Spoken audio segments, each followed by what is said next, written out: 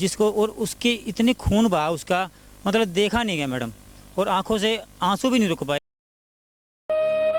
है क्या प्रशासन इस बात का इंतजार कर रहा है कि एक बार दोबारा से इसी तरह की जो दर्दनाक घटना है वो घटित हो।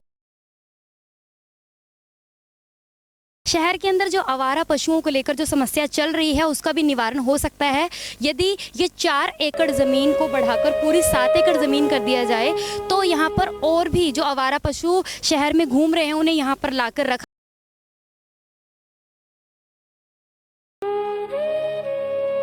गौवंश को नोचते हुए देखें, या तो हम ये सब कार्य करें कि कुत्ते तीसरे दिन आएं और जिंदा गौवंशों को खा जाएं।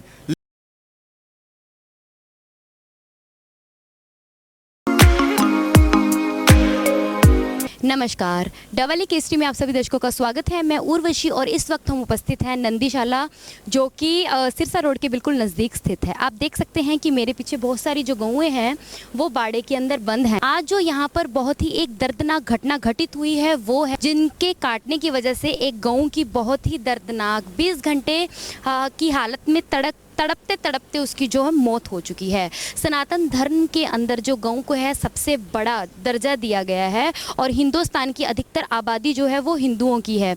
तो इस तरह की दर्दनाक घटना घटित होना ये कोई छोटा मोटा विषय नहीं है। हाँ बिल्कुल मैडम, ऐसा सुबह 6 बजे से लेकर 8 बजे तक हर रोज़ की यहाँ पर मेरी ड्यूटी है, सेवा है मेरी। यहाँ पर हर रोज़ आते हैं, गोबर वगैरह सफाई करते हैं, दूध वगैरह निकालते हैं भैया, और जितनी भी गायें है सबकी देखभाल करने की मेरी जिम्मेदारी है। सभी जी मेडिकल में जितनी बीमार गायें हैं सबको हरा चारा खिलाते हैं, पानी पिलाते हैं।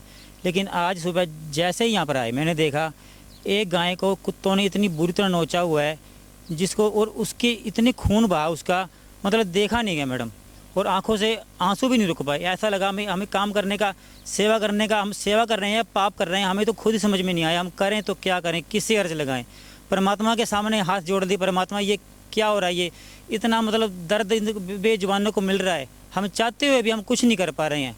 और समाज में हमारे जो इतने अधिकारी गण हैं उनसे निवेदन भी कर रहे हैं, फिर भी सुनवाई नहीं हो रही है। ये लाचार हालत में है, ये अपने पैरों से खड़ी नहीं हो सकती।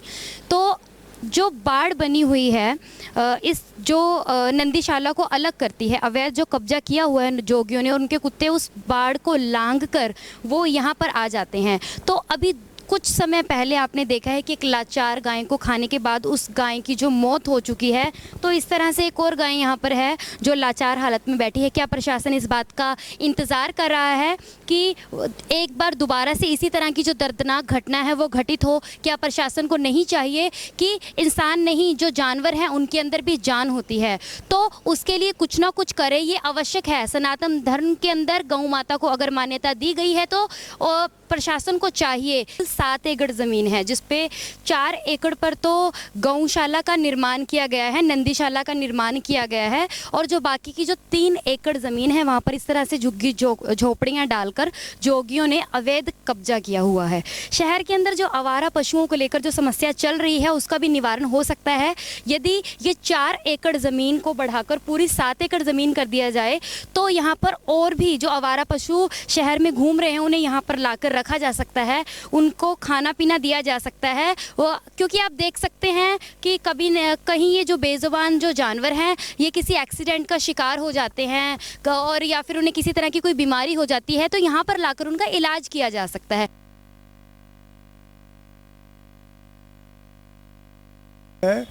नंदीशाला के अंदर कुत्ते जो है गौएं खा रहे हैं, जोगियों के कुत्ते हैं, वो उनको जोगी संभालते नहीं, भूखे रहते हैं वो, इसकी वजह से वो कुत्ते खा रहे हैं। इनका प्रबंध योगियों को जगह मिली हुई है वहाँ जाने की, वहाँ जा नहीं रहे। अगर वो जगह खाली हो जाए तो वहाँ नंदीशाला जो है 4 दीवारी करके पक्का इंतजाम कर सकती है। जगह उनके कब्जे में है, इसीलिए कुत्ते खा रहे हैं। इसका प्रबंध होना चाहिए, सरकार से मांग करते हैं।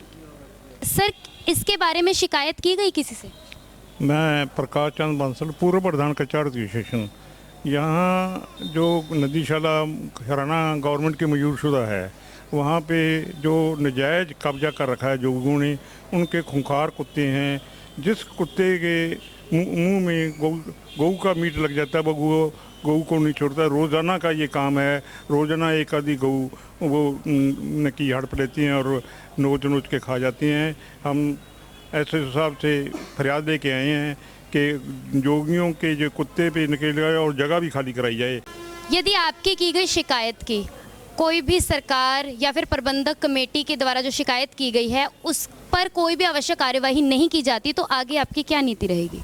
मैडम, नीति या तो हम गौवंश को नोचते हुए देखें, या तो हम ये सब कार्य करें कि कुत्ते तीसरे दिन आएं और जिंदा गौवंशों को खा जाएं, लेकिन हम ये सहन नहीं कर सकते। हम प्रशासन को बार बार अल्टीमेटम दे चुके हैं और अब सीधी कार्रवाई ये है कि हमें पूरा हमारा जो ये नंदीशाला का संगठन है पूरे डवाली के समाज को साथ लेकर आंदोलन की राह पकड़ेगा, चाहे हमें धरना प्रदर्शन करना पड़े। हम लगभग 10 दिन का समय हम प्रशासन को दे रहे हैं कि इस कब्जे को हटाने की कार्रवाई शुरू की जाए और कब्जा हटवाने में हम भी सहयोग देने को तैयार हैं। अगर उनको सामान शिफ्ट करना तो उसमें भी हम सहयोग करने को तैयार हैं। सरकार प्रशासन जगह देने को पहले तैयार था, पता नहीं फिर क्या बातें उठकर आई कि उनको नहीं हटाया गया। तो अब मैं आखिरी बार फिर प्रशासन से, एसडीएम साहब से यही दरख्वास्त करना चाहूँगा कि 10 दिन के अंदर उन योगियों को वहाँ से शिफ्ट करने की कार्रवाई शुरू की, ताकि हमारे समाज की भावनाएं आहत ना हो, धार्मिक भावनाएं आहत ना हो और पूरे शहर को आंदोलन की राह ना पकड़नी पड़े।